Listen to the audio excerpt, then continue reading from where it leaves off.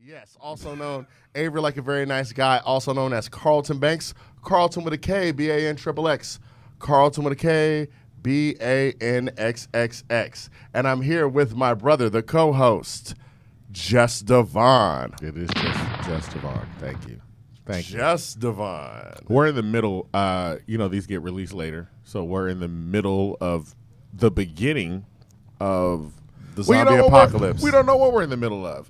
If you're looking at this right now and you're scavenging for food, things went bad with Corona. Yeah. If you're not, we overreact. Just as it I could was starting go to get famous. anywhere. It could go anywhere. It could go anywhere. Who knows? I mean, if we're all scavenging for food, maybe that's how you become famous. Wow. They're like, you're the one guy on the radio. Wow. I don't know. That would be terrible. And also, it's Pie Day, too. It is Pie Day. Yeah. I almost missed out on Pie Day.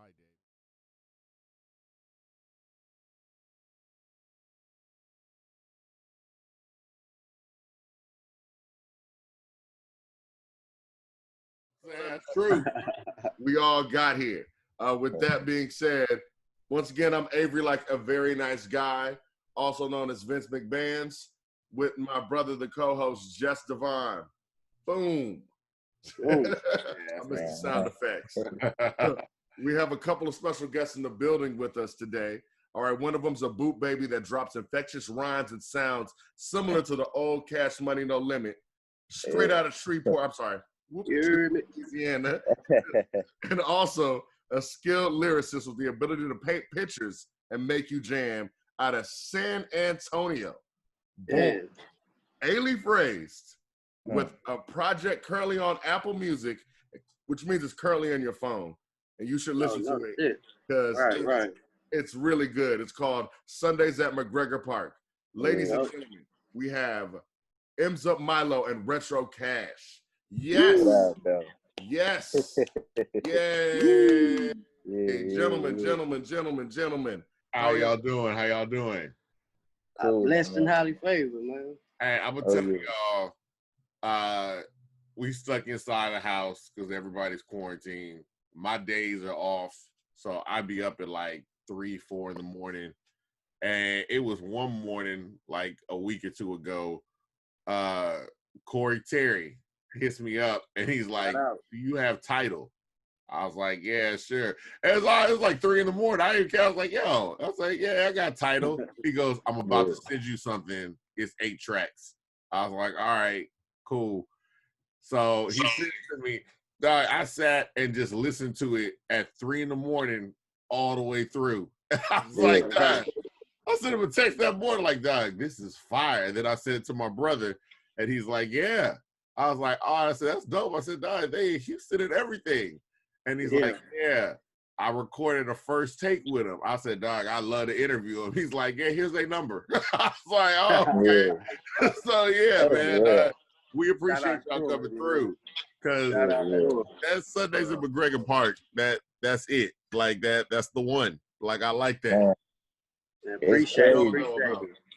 Well, the backstory behind that, me and Milo, we've been friends for over 7 years since I moved here, but this our first time in the studio at all. Like no early, like getting in there, feeling each other out. This was our first time. And you hear how this sounds, so it was destiny, you know what I mean? That's dope. Really? That's dope.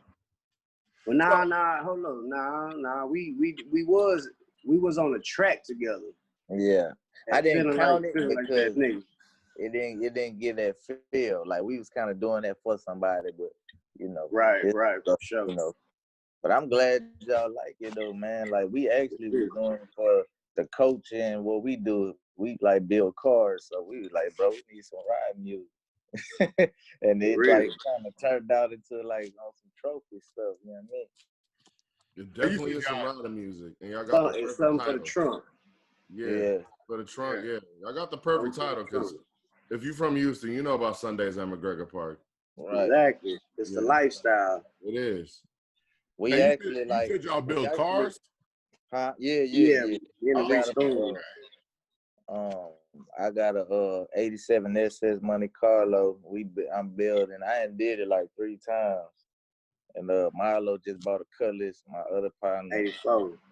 a 84 G body. Then we got another partner with a 71 Chevelle. Well, 2 Chevelles. We got a car club, so we kind of gearing up for next year because this year kind of shut us down. So everybody just good to make cars. Yeah. This year shut everything down. It did, bro. It did. Man, y'all slapped up. Y'all got some really decent cars there. Oh yeah. Like I just got that Cutlass last week. Yeah. Oh, okay. Yeah, I won on it too. Mm-hmm. Man, that's clean. The Cutlass. Yeah, man.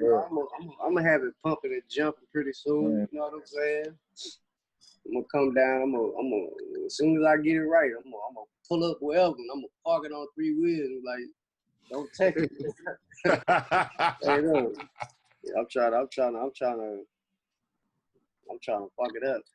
Yeah. I guess we'll start off with each one. We'll start off with retro, and then we'll go over to Milo. Like retro, you're from Louisiana, Right.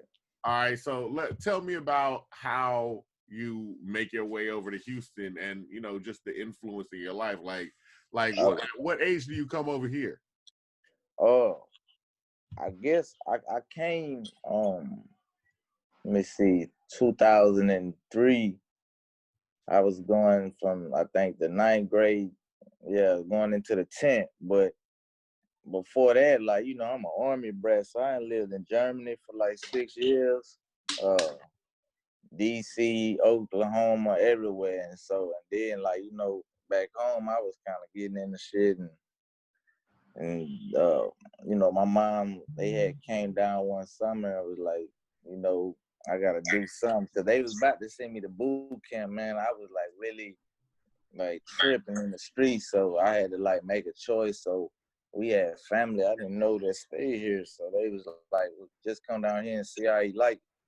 So I was supposed to move on the side with Milo, that southwest. My mom was like, hell no, like he already a problem. And so we ended up moving to Spring. And then, I graduated from high school from Spring and stuff, and I made the transition, and we've been here ever since, bro. Oh, okay. So you're coming from Louisiana, Yeah. And then you said so you're on like the north side of Houston. Yeah, I'm on the north side. Now, Milo, where are you coming from? I came talking about when I came to Houston. Yeah. I came. I'm sorry. First of all, where do you come from, and then how do you get to Houston? Well, I like I say, born in San Antonio, East Side. Shit, that whole dynamic. I think we ended up moving to the other side of town, which is the northeast side. I went to school. I went to what was the last school I went to? Kirby Middle School. My 6th grade year. So we ended up coming to Houston at the end of my 6th grade year. So I was like 7th grade. I was at Holler Middle School. That's where we first kind of like But now I take that back. Cause when we first moved, I got an uncle that stayed in Mo City. Mm-hmm. So when we first got here.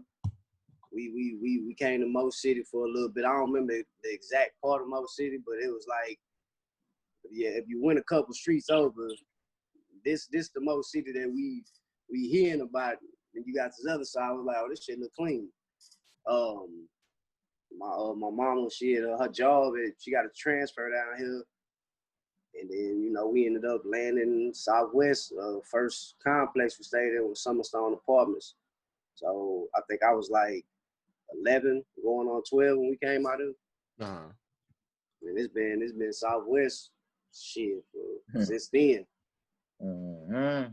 Now, how do you two end up eventually meeting? That's the dope part.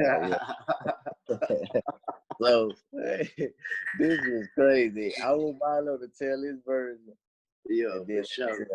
Wherever yeah. I'm let him fill in. I'm fill in where go ahead. Right. So fuck it. Put it like this. So when I met Kash at Kickback Sunday. But Yeah. I didn't speak to Kash. That's my first time seeing him. And, Explain what the kickbacks is though, so that everybody know. Oh shit, y'all really know more. You really can elaborate on kickback. I got Yeah, I just happened to be there. Legendary Kickback Sunday. Yeah. Fucking basically kickback was just, you know, whatever SF2 was putting together for underground artists. Wow. So, you know, they had that platform for underground artists. Now, mind you, I was rapping. I had already dropped the tape, but I hadn't made a full transition into, all right, I'm rapping now. You know what I'm saying? So I still was with all the bullshit. So I remember Foundation, which is Relly, EP, my homeboy Merk, they all was at Kickback Sundays, and Merk wanted me to come, and I was like, man, fuck that, I'm not going to that shit, because when our homeboys had just passed away, so you know I had all that on my mind, so he got me out the house. I'm in there, I'm tripping. You know, my headspace just wasn't right, but then I see this nigga on stage, and the first thing I peeped was his shoes, and it was like he had the G Nights on, the Cortez. So I'm like, damn, you know, I hadn't seen nobody who kind of made it, you know, it looked right. So that shit kind of got my attention. I'm like, this nigga fly to the motherfucker, and I'm recognizing what I'm looking at. It's like, oh nah, this nigga a G. He just fly right now. You feel what I'm saying? So I'm checking him out, and I'm listening to what he got going on. Then this nigga pull out a big ass 40-ounce OE. I'm like, oh yeah, that's my type of nigga right there. You feel me? So I started paying attention a little more to him. I didn't know his name at all. I ain't know his name at all. I didn't speak to him. You know, I was, like I say, I just went on some friendly shit. And hell, eventually we kept bumping into each other, where it was like, man, let me, what's up with it, bro? I'm Milo type shit, you know what I'm saying? I think that's how we kind of like got introduced, because it was really like just mutual friends, I guess you could call it. Mm-hmm. A lot of them, that was like, I knew people that boy Kash knew, and vice versa. So we just kind of clicked, and once we actually started, you know, speaking, it was like, shit, this nigga solid. He 100. I could tell this. You know what I'm saying? So everything that's transpiring now is just like, damn, it felt like it was inevitable for it to happen. You feel me? And the crazy thing about it, I don't want y'all to get it twisted. I don't drink or smoke, so I had bottle 40, pulled it out, washed it out good, and then put apple juice in it. So, what? You heard it here first. My goodness. Because the track I was going off was I think the Real Motherfucking G's from Easy. So when the track started, I kind of had a Louis bag on stage. I pulled it out, and then I just got to doing my little, you know what I'm saying? So everybody was tripping. And so like you know, me and Milo, he had M's up at the time. I had Cortez King. So we just killing shows after shows. Every time we killing stuff, and then by this time we ain't spoke. You know, we ain't had words and stuff like, "What's up, man?" And then so one day we had a show. He actually came to, you know, a show we both had, and we was just backstage before we got on. And then he was like, Scotty ATL. Scotty ATL show. We back there just really, me, him, and Stevie Lee, we talking, and he was like, bro, I think we should get one in. And I was just, I was like, man, yeah, I think so too. Because, you know, we feel each other vibe. And then he was just like, you know, let's do it. That was 7 years back. So we just like, we hadn't did nothing. And then we end up kind of doing a song with our mutual partner, Don Ron. But it wasn't nothing like this. So we was just like, you know, eventually we're going to do it. And that's really what happened, man. We've been cool ever since. I just found out we both Virgos, birthdays and September. It's like my twin from another mother, man. Like we think so much alike. For real. That's crazy. That's just how y'all linked up. That's hilarious. The apple juice in the bottle, dog. That's And I actually Yeah, I got kicked out that day for because I had a real 40, and them motherfuckers. I came in that bitch just turning it up, and they ain't say nothing. And the little bouncer dude, you got to put that out. I'm like, motherfucker, I'm finna finish this. I'm not putting nothing out. They almost put me out the whole club for it. I ain't down there. I know people was like, damn, this dude's strong as hell. Like, yeah, for real. That's what you was going for. It like water, like. Yeah. It damn it looked like on Don't Be a Menace when she was killing that damn party. It was like, the fuck wrong with that nigga going through it? But that nigga got some shit on his mind today, man. Like, shit, for real. But that nigga was drinking simply apple. Like apple juice. And he told me that shit. I died. I was like, bro. Everybody did, man. Everybody. I never knew that shit. Milo down his 40, but you was drinking apple. It's like, damn. Man, that nigga ass was like, you know, he drinking that shit so fast, like, he gonna need some gum after that shit, bro. Like, I feel sorry who gonna grab that mic after that nigga. Yeah. That's for real. Now, Sundays at MacGregor Park, like, because we're gonna get into that, because that's how I was introduced to y'all. Right. It is this hybrid of West Coast funk and Houston, like, just mixed together. Were y'all always just influenced by the West Coast, or is it just this project, or how does that come about? How does that sound come? It was influenced, but me and Milo felt like making a new genre of music. This is Southern G-Funk. Southern G-Funk. So, you know, we felt like some of our favorite rappers, you know what I'm saying, is from LA, you know, but, you know, we was just like, well, you know, we see how, you know, G Rico, Jay Worthy, they do this, they a team up with Currency. We like, man, that's live, but we need to show them how we do it in Houston. You know what I'm saying? We have a car culture here, it's not just slabs. You also have a gang of lowriders here, a gang of G-bodies and muscle cars, but that side don't get shown all the time. It's mostly just the slab culture with the swangers, and you know that's what H-Town is made for. But like, you know, so we were just like, well, we about to really go in and give it to them and show them how we do it. And so that's how this came about. And man, it was just it went from track to track to like just becoming this dope project. Cause I actually, like I told Milo, like he know, like I was back and forth about just stopping rapping, period. Because you know it's a sport where I looked at it like, you know, it's like painting. You know what I'm saying? This is not like I'm not like drawing with crayons. I'm an artist, so I want to get my Picasso. And sometimes a lot of people might not can afford that Picasso. They might think it's ugly. So I don't want to mess with it. Even though it's a great body of work, I ain't seen the masses think that yet. So I'm gonna just leave it there. So just going through that type of process, just giving so much dope work, and it's like getting kind of unnoticed. I was just like, man, you know, I don't know.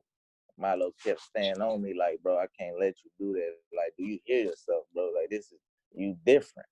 And so then one day, like, I had always wanted to do a tape, but like this, but I ain't had nobody to do it with. So we playing around and wrote and ended up going to the studio and came over with, I think the first song was Perfect. And then I recorded Moonlight. Listening to the first track, that's Moonlight, the intro, I knew from right then, I was just like, this it. That's it, bro. Yeah, because Moonlight is the sound. Like, that's what I was saying. Like, that's what opens up the tape. And I'm telling you, like, that's what I heard at like 3 a.m. And I was like, dog, okay. I said, let me listen to the next one. And then it's like, by the time it was over, I just listened to the whole tape. So, yeah, and you can hear it's like, it's West Coast inspired, but it definitely is Houston. Like, I mean, even when you're sitting there, you say, like, Houston has a slab culture. But you're saying also as well, you're trying to expose also like the lowrider culture. I mean, you guys are part of, y'all are a part of car clubs. Like is it Super Sport? Muscle LA, Life. Muscle Life Car Club. Muscle Life. That Super Sport LA, that's actually my bro Yusuf from LA. That's his brand. But Okay. I pushed that line for him out here. And he a big pioneer for like the car culture and just a clothing street brand anyway. Like, you know, Bun, that they best friends kinda, and a lot of people out here know him. So yeah, that's pretty much what that is. But yeah, we really about to make a real big hit once everybody's cars get finished, man, with our club. And what would y'all say? I guess what's been the perception so far of the sound that y'all are presenting, the car club, like everything as it's coming together? It's kind of like just a reincarnated sound, if you ask me, just with a little more flavor. Because like me, I grew up on West Coast music. Hell, my mama first anything that she gave me that was mine when it came to music, no bullshit, was The Chronic and fucking Doggy Style. It was like my first albums that I ever owned. You know what I'm saying? And besides that, just if I don't say nothing to nobody, they think I'm from out there. That was the same thing Kash was dealing with too. They thought Kash was from California. You feel me? Still do. So it kind of just made sense. Where it's just like it's just part of, you know, it's part of, like, for me, it's where I come from. That is it looked like that. You know what I'm saying? Oh yeah. I definitely had to ask Corey where y'all were from, because I was like, I said I hear it. I said they saying Houston stuff, but I was like, what? Like they from LA and they came here? And he's like, nah, they from here. I was like, oh, okay. We, you know, like I say, where I'm from, in the time when I stayed there, and I ain't never been to LA, California, a day in my life, but shit, that shit, if it looked like it did in my hometown, it's like, oh shit, I fit right in. Cause that's how them niggas look, that's how they talk. You know what I'm saying? And it's like, shit, even the gang culture, everything same exact thing. You know what I mean? So, and people you came from initially from San Antonio. The east side. Yeah, people, I guess, from the outside don't really know. A lot of people don't have a perception of what San Antonio is. They don't know what it looks like. They don't know anything that's really happening. Like San Antonio, they just think like Alamo and Riverwalk. Like that's what's there. But there's a whole culture. Like, describe San Antonio for people that ain't seen it. Man, look, San Antonio, and I'm gonna compare them to some places. It's like Fort Worth. It's like Little Rock, Arkansas. Yeah. Like Denver, Colorado. That shit, that place is heavily influenced by 1993 in California. It could be the movies that was coming out. It could be the music that was being played. But if a nigga came and told you, hey, get up out your car in San Antonio, you an old nigga. You know what I'm saying? Like, straight up, them motherfuckers, Dickies and Chucks, flannels, Ben Davis, whatever. Even Spanish. You know, the Hispanic folks, they, especially if you're an SA, it's kind of the same shit wherever you go. They on the west side, you got you know, our people was dominating the east side, and it's like, shit, it was serious, where it's like, nah, we can't go to that store, because that store is theirs. When we come over there, it's gonna be some shit. You know what I mean? I'm fortunate enough that I got family on east side. You know what I mean? Like, I really ain't had shit to do with like none of the gang shit in San Antonio. I know that if I hadn't moved, which was another reason why my mama tried to get us up out of there, because she didn't want me to, you know, be involved in none of that shit. It would really just been on some family ties, to be honest with you. Whereas, like, you've been out here since yay high. You ain't finna be claiming nothing but this if you claiming anything out there, just because that's where you spend a lot of time right there. You know what I mean? But, you know, unfortunately, Houston still got that same type of thing where it's like, shit, I fell in line with something. So you know what I mean. But man, San Antonio is a fucking war zone right now. Yeah. You got a lot. You got a lot of activities going on to this day where it's like the average person who ain't really ever had no ride through some of these places, they, of course, they thinking about just the river walk, they thinking about the Alamo, they thinking about the Spurs. Fuck that. Your ass go, like I said, one way too far, you ain't you somewhere else. Everywhere got a ghetto for sure. But that shit out there is like, niggas ain't trying to grow up to get no money. Niggas, you trying to grow up to bang. It's all it is. You trying to get your name and solidify that on wherever you coming from. That's what it's about. A whole lot of silly shit. And as of, recent years, they finally done start kind of getting on their own wave and everything. But you go talk to them classic dudes, shit, man, like the niggas from California was coming out to San Antonio and they was putting people on game. Like my older cousins and family members and shit, like they was sitting right next to whoever that nigga was that came from California. And they just adapted the style and everything else. You know what I'm saying? Where, San Antonio, you ain't really riding slab. You riding low riders for sure. Mm-hmm. Unless you done graduated to like a Benz or something like that. Only time you gonna see a pair of 84s or 83s, that's that old school cat. He out there popping with the jewelry. He got his Sunday's best on. You know what I mean? Pastors ride like that. With the gold cap on them. They don't call them foes. We call them trues and bows in San Antonio. You know what I'm saying? Okay. But it's a beautiful place if you ask me. It's gonna definitely build some character for you.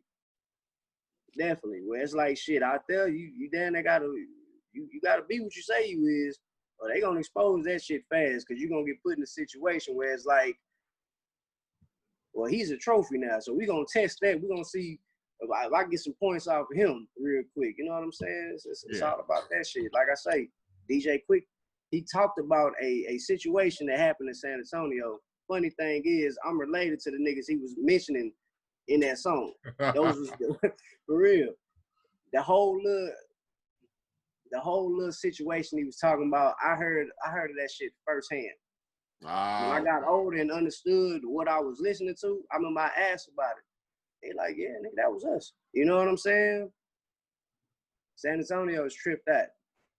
It's a crazy place, man, and it's like shit. You gotta really be trying to come up out of that shit. If not, you're gonna be stuck there. And that's all you gonna know. That's all you want to know. Now, DJ Quick did come out there and quickly had a sobering moment in San Antonio. Yeah, he did. Yeah. Yeah, he did. I wish my family members was right here. So they explain it to you from their point of view too. In detail. Quick rapped about it. He got more. You know what I'm saying? But like, nah, that shit that happened out there, it was some shit. It was dangerous. Yeah. Now, Retro, how do you come to the West Coast sound? Like, you're coming from Louisiana. Well, they like kind of like cousins. If you ever been through Louisiana from New Orleans to like just through there, like the style of the clothes, the culture is kind of the same. Like, so until, like I say, like until you like see us talk or something, that then you'll know. And I came into it like, my favorite artist at one point was the 93 Snoop. There's a difference. There's a difference. The 93 Snoop, I just like, I'm gonna tell you like this. I felt like the Pac, like they had better beats, bro. Like when I was coming up, I knew about Tribe Called. I liked them, but it was a lot of that boom boom pat. I couldn't vibe to it. As a youngin', you like, man, this dude look clean. Like he made me grow my hair out. Snoop, like I'm like, I like everything about the West Coast. I'm watching Boys in the Hood. Then all this the Minister side. I'm seeing all these dope videos. and movies and stuff. And then like I was drawn to that sound more. And then listening to like my dad used to play Cameo and all them old school songs like, you know, She's Strange, and I'm listening to Earth, Wind and Fire, all that. I'm like, man, the sounds and the elements, like I didn't get that from like a East Coast perspective. Like, you know, I got more of like when I was jamming that, I listened for like Jodeci or 411 Mary J, like, you know, like them that real like music. Like, so that's what I got from the East Coast. With that West Coast, I felt like if I wasn't from Louisiana, I was supposed to be from LA. I've been out there before with my partner, but like it was just on some business. But I don't know. I just felt like, you know, that I don't know. Sometimes it's like you've been here before. You know what I'm saying? It was just in me. I don't know. It was weird because, man, if I show y'all my closet and y'all see all them Cortezes, y'all would be like, bro. It was a point people thought I was dyeing the shoes. They was like, how are you getting these colors, dude? Well, shit, you is the Cortez king, my nigga. Yeah, So shit, you gotta have all those. You got all the Nike Cortez. That's so West Coast. Hold on, let me make it real for y'all. That's so West Coast. I gotta set the record straight. Like y'all, and this was before I guess YG and Kendrick salute to them, you know, that's some West Coast stuff. Let me show you. Let me see. You can find them in a lot of colorways too. Oh man. You the Cortez king. Yeah. Look at this. I remember when they banned them shoes when I was in school. Yeah, because they said they was gang affiliated. Yeah, they was like they gang affiliated. Yeah, I mean, it never ends. It's just, you know. Now, I guess the thing is too, like, so y'all meet up in Houston. Like, what would you say, like, the Houston influence? Like, what are y'all listening to, and what part of Houston, like the music, the sound, the culture, what's influencing y'all over here? For me, it was just like I like the lyrics because I'm mostly lyrical. Like Killer Callejon was my favorite. You know, me bumping him. I like the Kiki because he talked about cars. Anything that was car related, I was like, oh man, this dude explaining these slabs. Like man, like so I was on them, and it's crazy. Like you grow up and be, you know, these dudes be your idol and you get to meet them. It's crazy. Like you rub elbows with them. So, you know, I never thought I'd see the day. And like, you know, he be calling me little bro. And like when we first kind of connected, I was just like, man, like tripping. Like, cause I'm just like, I used to be like, man, this dude like the greatest out there. Cause I ain't really know nobody. Like, you know what I'm saying? So, and who else I like? I like Pimp and Bun, you know. They by way Houston, but they still Houston, you know what I'm saying?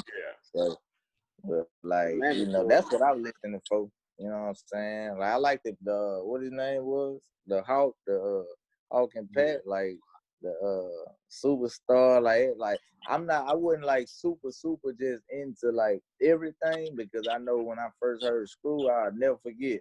I was in Lake Charles with my brother DC. We sitting on the floor, he playing something. I'm like, bro, your tape broke. And he was just like, nah, this is real. I'm like, look at that shit.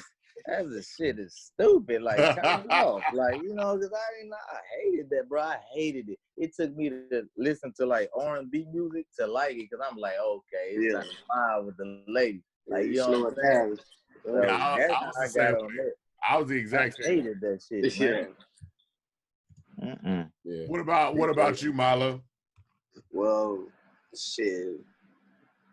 My favorite Houston rapper of all time is Scarface. And you know, before I knew where Scarface was, where he was from, I thought Scarface was from California. I thought the Ghetto Boys, all that mom playing tricks on me, they used to be my shit as a kid. Yeah. We finally started getting off into it, you know, of course, street military, all that. Yeah, street military. But I was like heavily influenced by the entire SUC and Swisher House. So, you know, that's kind of where I found like a little balance where it's like, well, shit, I could do this and I could do it like that too. But like Pimp C, the whole UGK, I was a big fan of it. Like Pimp C was really one of them ones that kind of like, shit, I'm gonna spit some game. I'm trying to spit it equivalent to how Pimp would do it. You know what I'm saying? Because I just felt like whatever he was talking about, like shit, he paint them pictures for he sure. Definitely a talking picture. from a real place. You know what I'm saying?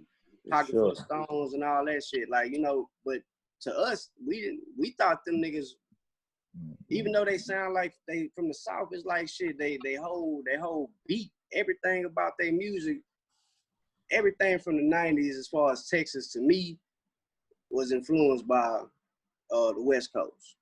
So I just kind of stayed stuck on that. You know what I'm saying? Yeah. Even the way they dress, shit, they dress the same way that we would. So it's like, shit. Absolutely, because the West Coast had a strong influence.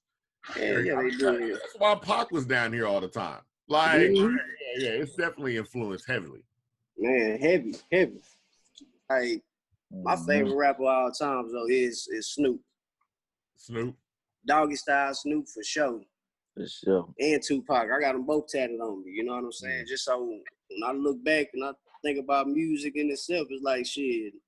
It's all the shit that influenced mine. You feel me?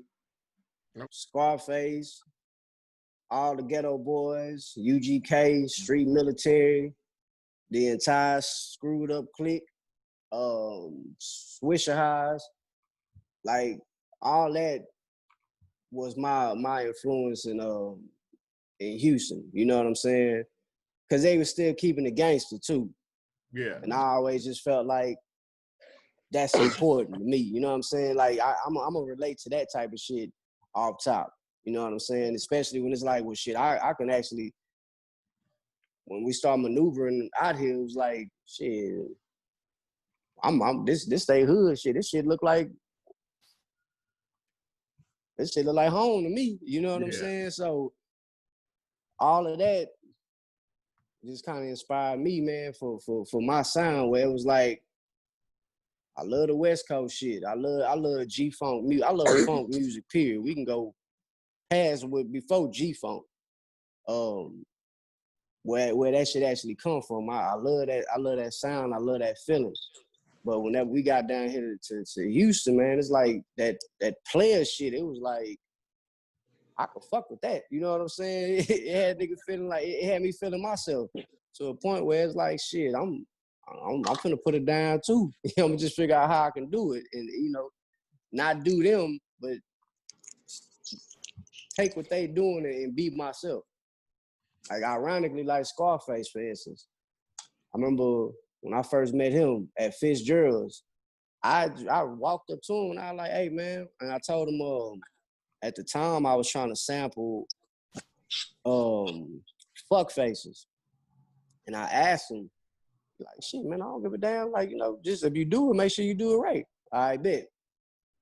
We're gonna fast forward a little. What was it? It was Les and Propane. We had that. I did a show while I opened up for them at Warehouse. Mm-hmm. And I smashed that shit. I ain't gonna lie to you. I did my motherfucking thing up there, but I had on some motherfucking glasses. And when I was getting off stage, I caught the voice, but you know, I got some dark ass shades on trying to be cool and shit. And it was Scarface. Scarface had approached me like, nigga, you did your, you know what I'm talking about? Like, Scarface then came to me personally on several different occasions and then told me he liked what I'm doing. And shit like that kind of for me was like, I knew back then when I started, I wanted those type of individuals' approval for what I'm doing. It's like, shit, nigga, when you look at yourself, hopefully you know what I'm saying? When you look at me, hopefully you see some of yourself in me. You know what I'm saying? Because Scarface is a storyteller, where it's like he gonna paint a vivid picture for you, where if you close your eyes, like, what was the song? Never Seen a Man Cry, like all that. Yeah. You close your eyes, it's like, shit. They say you drifting in, you thought you was dying with the nigga in the song. You feel me? Yeah. Mind So playing tricks, I'm dead. Like yeah, he's one of the greatest storytellers. So for yeah. him to co-sign you, I know that had to feel better than almost any award. Man, it's kind of realer than a cosign. I'm be honest with you. Whenever I opened up for Nip, he had some. Okay, I think at the time he had Hood Star Chance and the homeboy Cocaine Novocaine, which Novocaine is from A League, and Really? somehow, some way, word had got around because Face was up, and they was talking about that shit, and they was asking like, who we were, and then Cocaine reached out to me like, yeah, man, that boy Scarface wanna set up a meeting with you. You know what I'm saying? Want to talk. All that, I'm not all the way 100% sure of how real or what that conversation was gonna consist of, but it ain't matter. It's like shit, Face Mob trying to holler at me. Oh shit, I'm doing something right. You feel me? Yeah. Yeah. Because it's like it's just on some OG YG shit. Like you know what I'm saying? Like shit, that's big homie shit.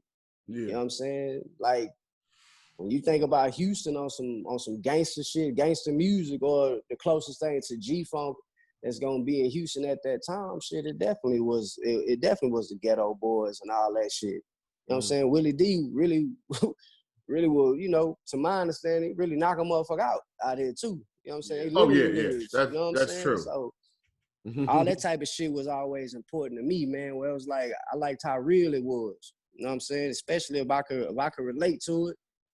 Shit, that shit was cold.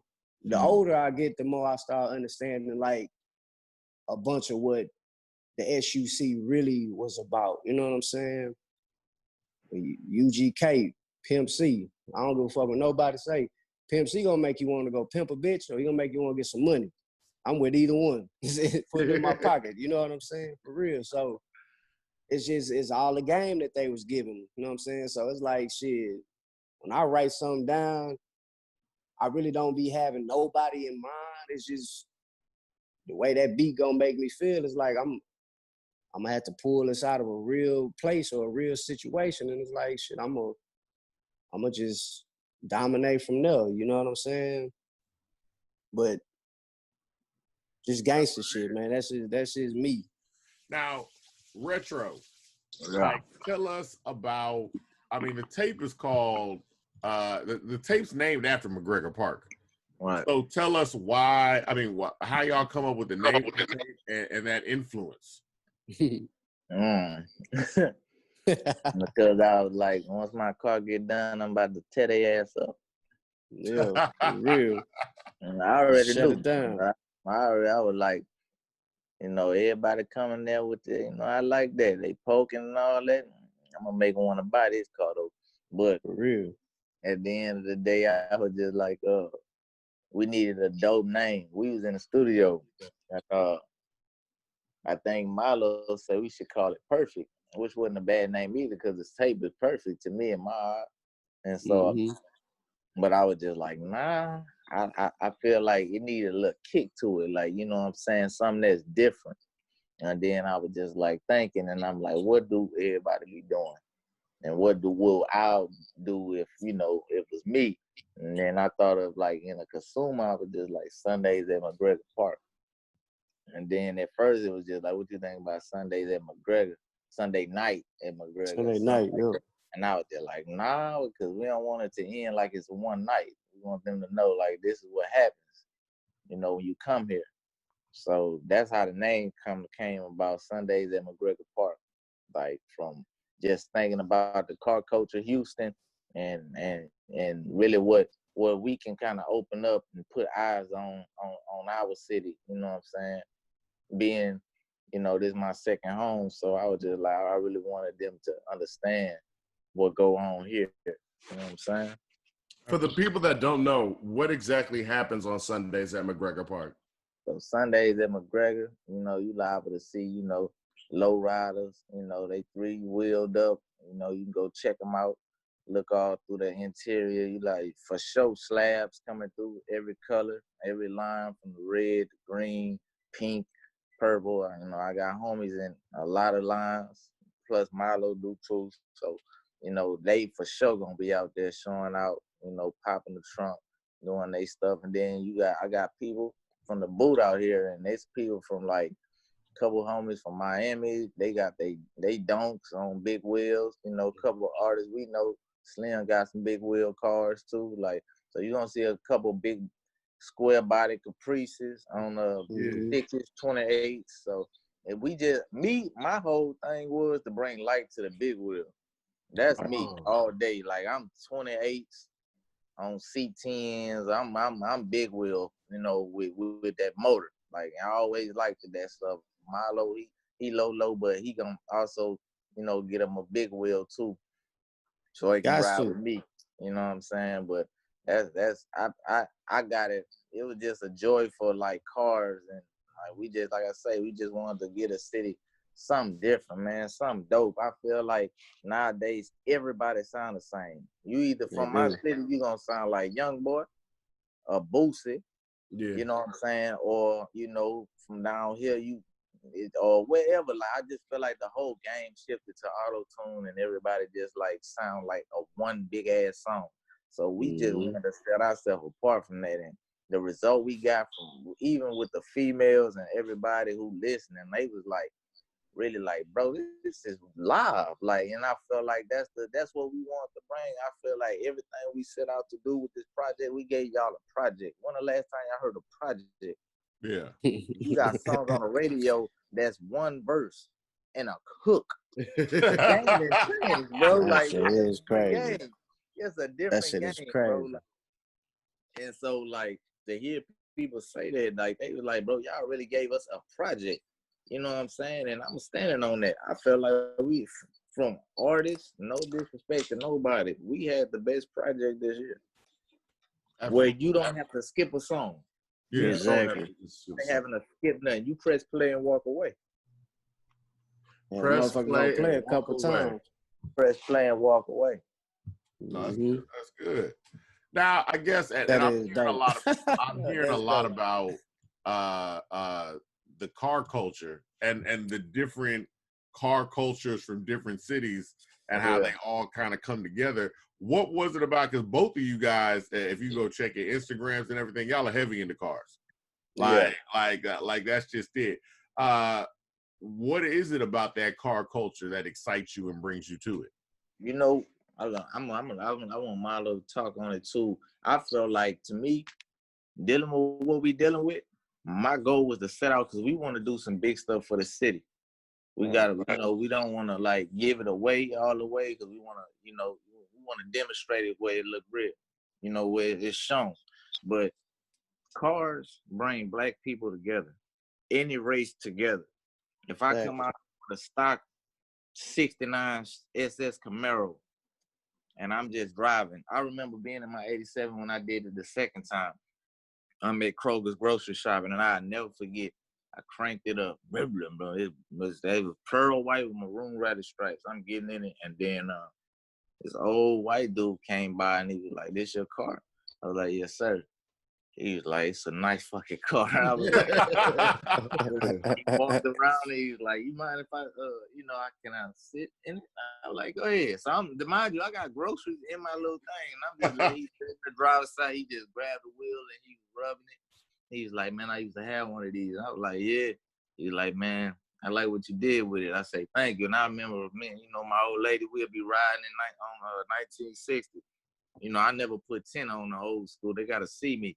So I'm riding and they just waving and I'm just getting love, like, and I ain't really deface them. Like, most of my whips, people know, like, when I first Milo seen the Regal I had, bro, it was like for real. Crazy. Like, this car is infamous. I remember riding on I was on Ella, and I never forget. I'm so crazy. You know what I'm saying? I'm riding. I'm on a side street, and I seen somebody twisting their hair, and I'm looking, and it's Rizzo, and that's my boy. You know what I'm saying? So he was like, "Kash, I knew that was your car." Then, so mind you, it's traffic. I hopped out the car on the side street. It's a line of people. Me and him just talking about a gate.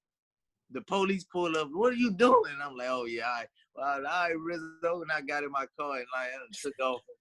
But like, man, I've been like I've been heavy in that car stuff, and then I always, like I say, I wanted to get my bros together so we can ride, like really have fun and just stay out the way because I never was a club dude, so this was like my substitute from being like in the streets or doing like anything crazy. It's just us like getting our cars together and being able to cruise and do what we do. And like, shoot, Milo spoke my language. He been on this. He liked this. So it's like, oh, yeah.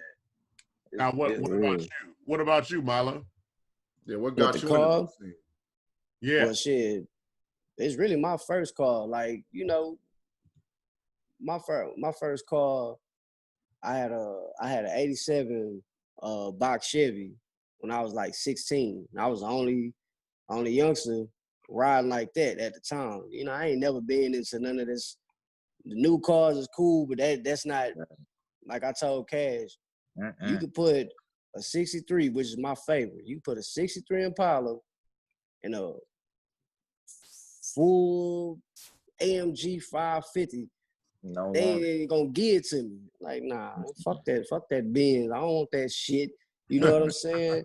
And it's really like, for me, growing up, everybody I knew who had a car, you had to be a somebody to ride and not get that motherfucker taken from you. Even from a low rider to a slab to whatever. You had to be a somebody. You know what I'm saying? You never understand the feeling of being posted up at a store and the motherfucker come, jump out, leave the door open, car running. And it's just, it's nice, it's beautiful. On my mind, it's like, I'm gonna jump in your shit. You know what I'm saying? And that's gonna be my car. But it's like, nah, you ain't finna do that because you know what come with who owns that car. You feel me? Yeah. It's just everything for me just stem from just being, you had to be a real nigga to ride like this. You know what I'm saying? And I feel like it's so much watered down shit when it comes to some of these cars. Texas Wild Wheels, they fucked up the game for Houston. Wow. You know what I'm saying? And I say that shit like it's a positive and it's a negative with that. The positive part, ain't nobody gonna die because of these wheels no more. Yeah. The negative part, for sure. They put everybody. Exactly. Everybody can ride like this now. Commercialized. And when I was growing up, even in Houston, that motherfucker had them foes. You knew who he was. Yeah. You know what I'm talking about? It's like you knew the nigga car. You knew him too. It's like, nah, you ain't gonna fuck with him. Anything you gonna be like, yeah, I'm gonna hold it down for you, big homie. Don't trip. Ain't nobody gonna do nothing. He turned back like, shit. Oh, I know. You had to be somebody to ride like this. So you had to respect the game. And for me, that shit is just, like I say, it's just important to keep certain shit. You know what I'm saying? So. Oh, now explain for our audience, for people who don't know, what do you mean by Texas wire wheels? Like, let people know. I mean, foes. Yeah. I mean, foes. You know what I'm saying? The 84s, the 83s, whatever you want to ride on. When we was younger, and I think everybody in the H remember, like, people was dying because of these wheels, man. You know what I'm saying? They gonna if somebody gonna take them, they coming correct. Yeah. Just for the wheels. Don't give a fuck about your car. They want the wheels. Mind you, I did not understand that when I first moved out here. I'm like, them shit is ugly. I thought they was ugly too. I don't know why y'all dying for that, but okay. Them shits was trash to me. And man, then look at them. They're the cleanest thing ever. You had to put it together. Yeah. You had to put it together the right way. White walls. You know what I'm saying? Yeah.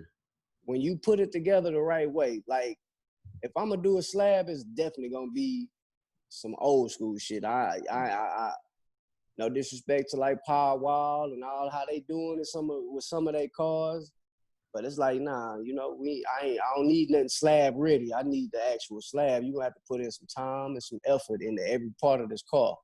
That's the only way I can respect it.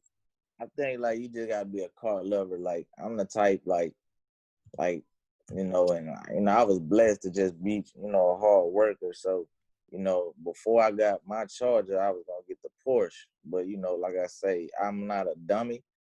I know my limitations. So it's like I don't know if I was ready for the maintenance part.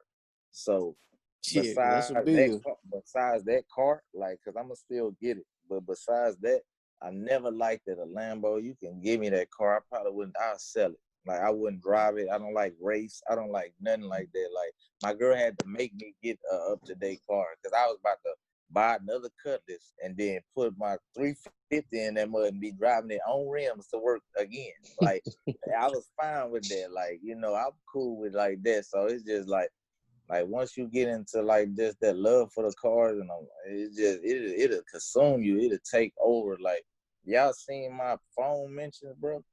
Everything, eBay, Amazon, Mike's, Monte Carlo. Like, I got so much like stuff I buy. I don't even buy shop for shoes or clothes no more. I just buy car parts all day, every day.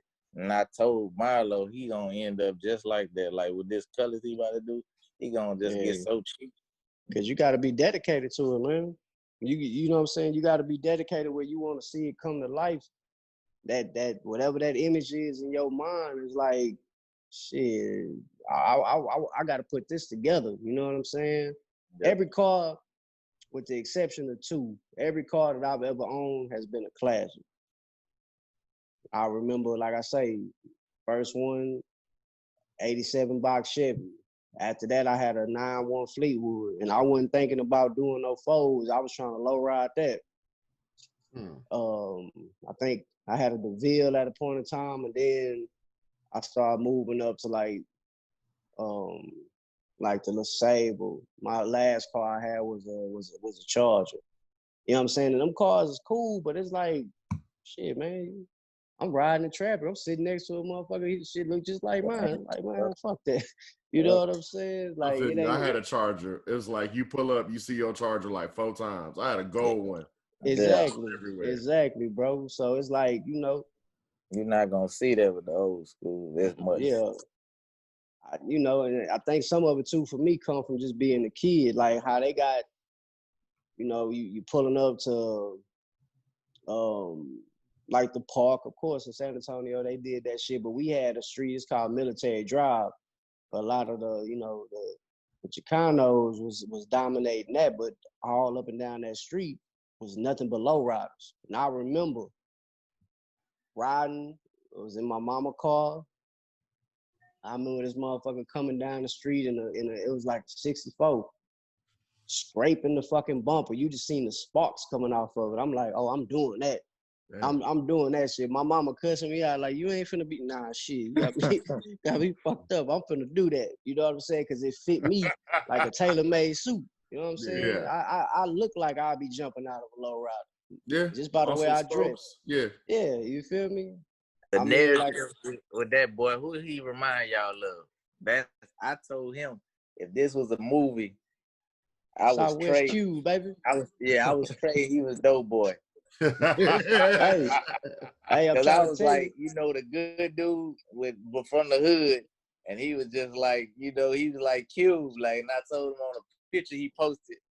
I think he posted a picture of Milo. Somebody posted a picture, and I had wrote under there, I say, "Dope, let me out."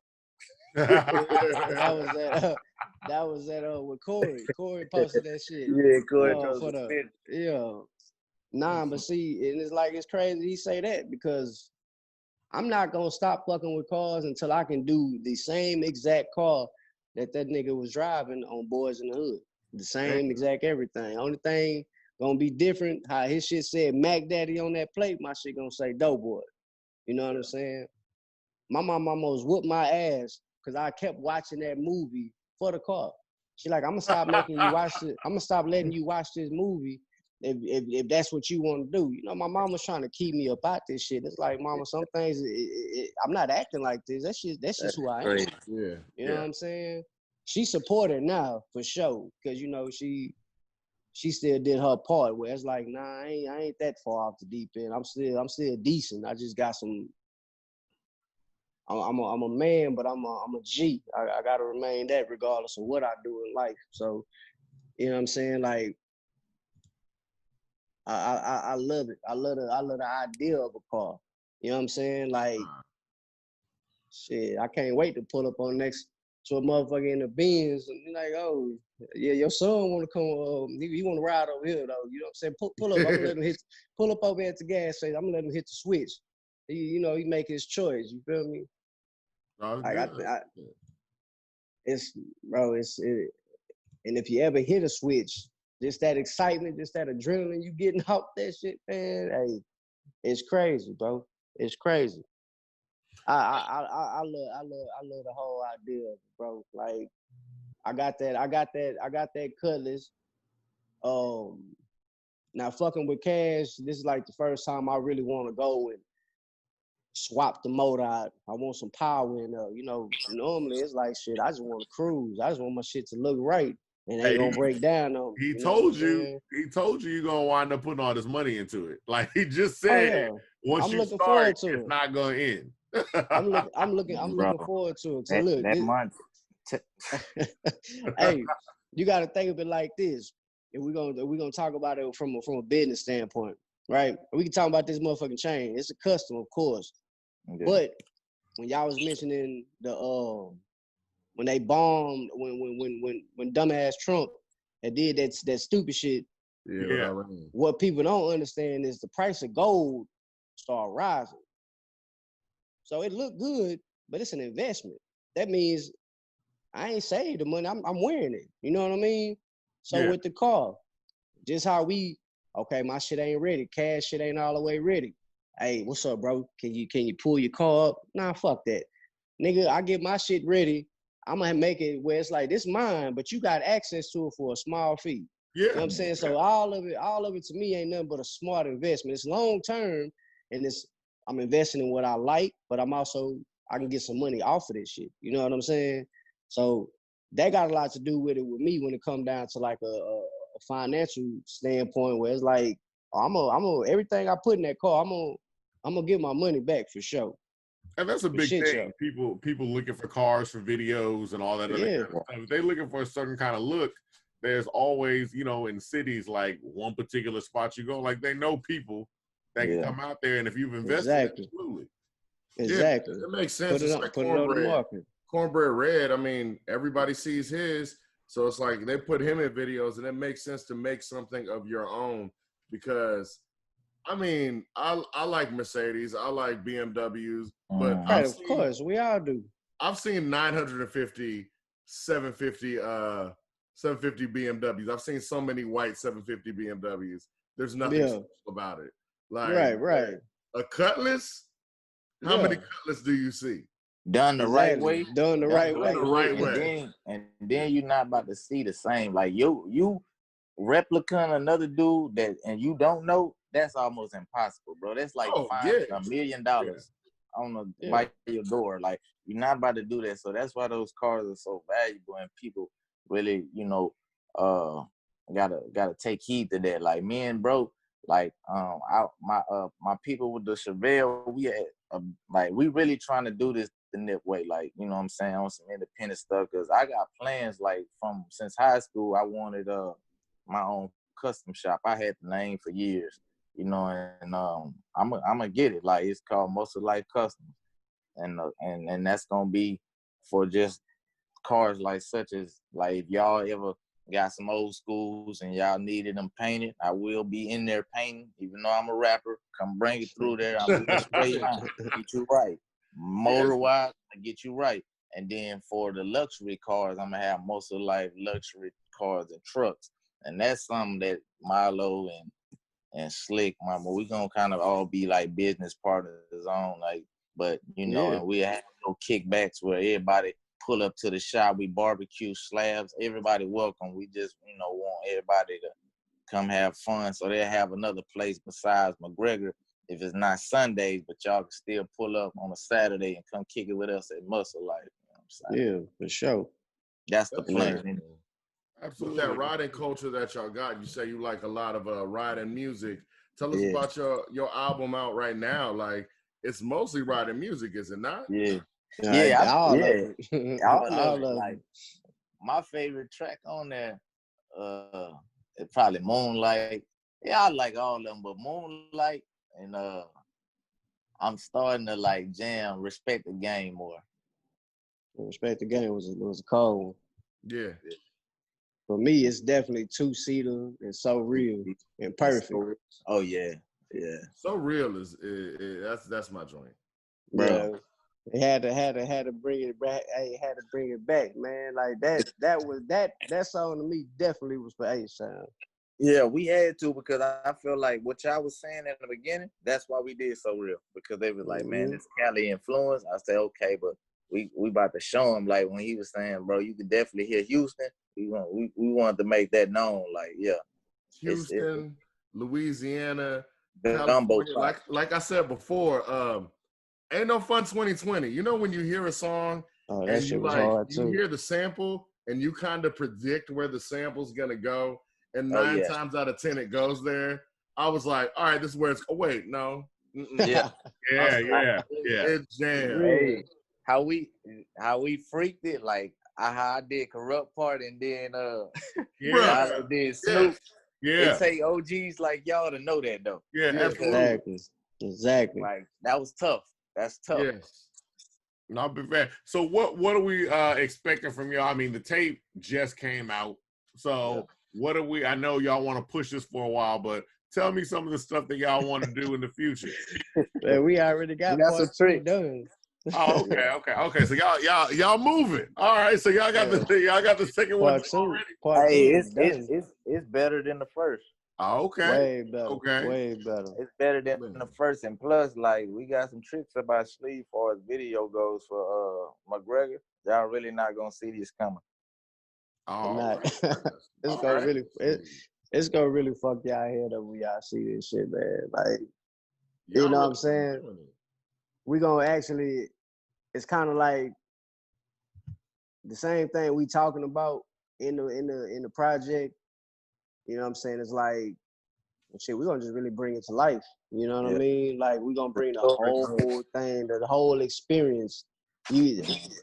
How you can definitely, like, you know, okay, I gotta get in the car. I need to put this on. You know what I'm saying? It's like we're gonna give them the visual of what they probably thought in their mind when they was listening to it. Like, shit, we're gonna bring that shit to life. When it's like, nah, y'all gonna experience it. You know what I'm saying? Like, every way, shape, form, or fashion of what happens and with the cars and with the individuals that's driving the cars. You know what I'm saying? We're gonna bring that whole thing to life. For real, for real. I ain't gonna elaborate too much. Yeah. I was just about to say that he's trying to say a lot without saying nothing. So I just want to. We see what's like. It makes sense. It's marketing. Yeah, right. Yeah. We can't get a sauce away. Yeah, putting it together is good. It's real good marketing. Retro, I see you've been good on marketing.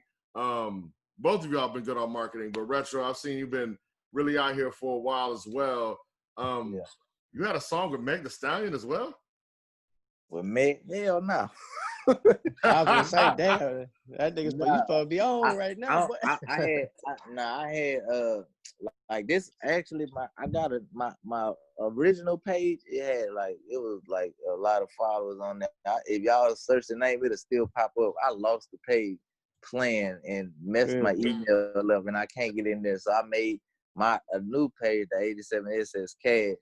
So that's what happened. But it was fine because I felt like, you know, God, you know, giving me we starting over. You know, he wanted me to just start fresh and do what we need to do. But the only I got 2 songs with Mike Jones a while back, like, but I don't know like why that came up, but the Meg part, but I don't know, you know, people probably trolling, but hell nah. But other than that, like I just, you know what I'm saying, if you, far as like the music tip though, if y'all, I don't know if y'all ever been on Apple, if y'all got Apple, but I dropped like 5 tapes last year. I dropped the tape every month, you know what I'm saying? And so like, and I still got a hard drive with like a bunch of music, like, so I felt like I kind of put a hold on my personal stuff, you know what I'm saying, to like create what me and Milo doing, because I feel like the world, I think they like what they hearing. So I'm not trying to be selfish with myself, you know what I'm saying? So I'm just like, you know what, we're gonna keep giving it to them because I see they like this together. You know what I'm saying? I ain't heard people really refer to me and Milo as outcasts. Yeah. Of the Yeah, South. yeah. You know what I'm saying? Like y'all look like kind of like a new outcast, Andre and Big Boy. You know what I'm saying? Now, before, and it's a good thing you brought that up because you talking about you got a new page. Like, Yeah. let the audience know where they can find you, like online and everything, just to get in contact and follow you guys. We'll start off with Retro. Okay, yeah. So all music streaming platforms, everything is Retro Cash with a K. You know what I'm saying? All one word, but you can space it. As far as the Instagram go, it's at 87SS Chris. You know what I'm saying? Y'all, that's the new page. Don't go to Retro Cash because y'all gonna follow somebody that's not gonna follow you back because I can't follow y'all from there. Sorry, but Nigga I know lost it. it's kind of crazy. 87 SS Chris though. How do you spell that? Chris with a K? Yeah, KOIS. Okay. Sorry about that. Okay. Yeah, KOIS. And even when we was everybody sending us like clips of the Insta Snap, they steady They still tagging. yeah, Milo at Retro Cap. Like, Lord, like I gotta find a way to kind of distinguish that. So, you know, yeah, it's 87SS Chris with So a K. this is, I think I can pull you up right here. So this is you here. Yes, sir. Yeah. Okay. Just making sure. So follow the new page and not Yeah. the old one. What happened? The Don't old follow one Retro just got Cap. snatched up, or you just lost it? No. So basically, one night I'm bored. He laughing because me being a Virgo, being bored, I was trying. My music thread kept breaking from my link. Every time I have it up one day, the next day I try to click. Like if y'all try to find my music on Apple or Tidal, like it'll break and it won't let you go to it. So I kept having to replace it. So I'm like, you know what? Let me change the email to my Muscle Life Car Club email. So I'm trying to change it. Didn't know like my Retro Cash Gmail, I deleted it because it was so full. I was like, well, I don't really need it no more. Do y'all know when I deleted this email, it erased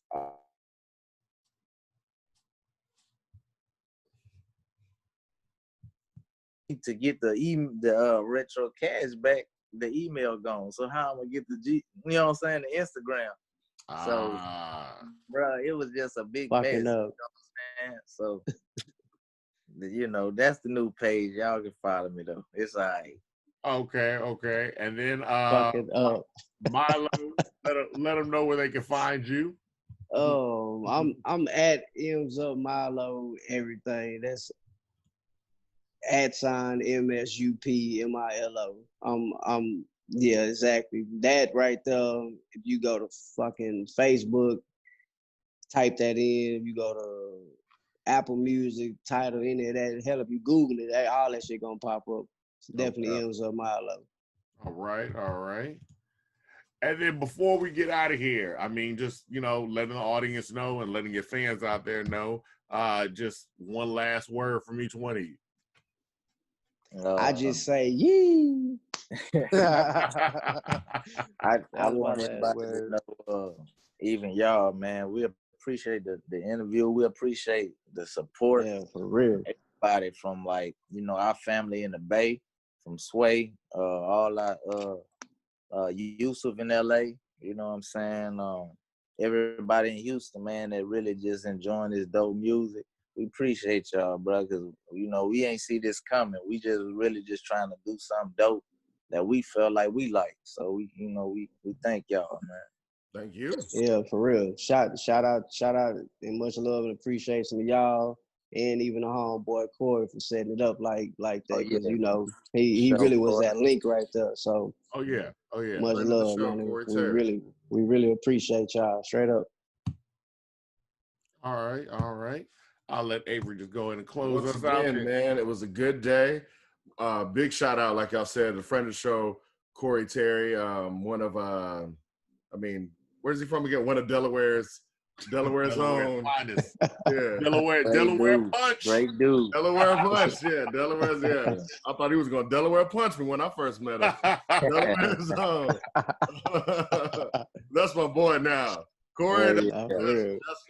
if you follow him on Instagram, Me and Corey, that's my partner in crime. Yeah. But still, it's not about me, it's about y'all, man. Thank you once again for showing up in my humble opinion podcast, the At My Home edition. I'm sorry, At Home edition. At home. We all at each other's home, like it's real. So like, right. of course, Retro Kash and Up Milo, right? We was right here in my humble opinion, where the words aren't jumbled and the opinions aren't humbled. Thank you. Good night. Yeah. Bang. Y'all have a good one. You too. Y'all have a good one. Y'all have a good one. All right. All right, y'all.